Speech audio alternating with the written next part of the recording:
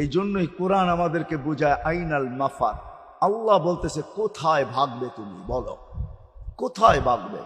কবির কথাই সত্য, যদিও নাকি পালাও তুমি আকাশেতে লাগিয়ে সিঁড়ি লাগাও যদি আকাশে চলে যাও, তা আল্লাহ বলে তোমার বাগার কোনো সুযোগ নাই। কেননা ইল্লা বিসুলতান, ওইখানেও আমার রাজত্ব, এইখানেও আমার রাজত্ব,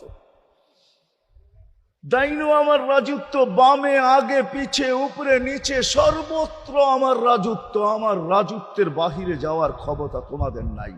দ্বিতীয় কথা এটো, আইনা আনা মাআকুম আইনা মা কুনতুম, যেখানে যাবে ওইখানে আমি সঙ্গে থাকবো, আমাকে দূর করতে পারবে না।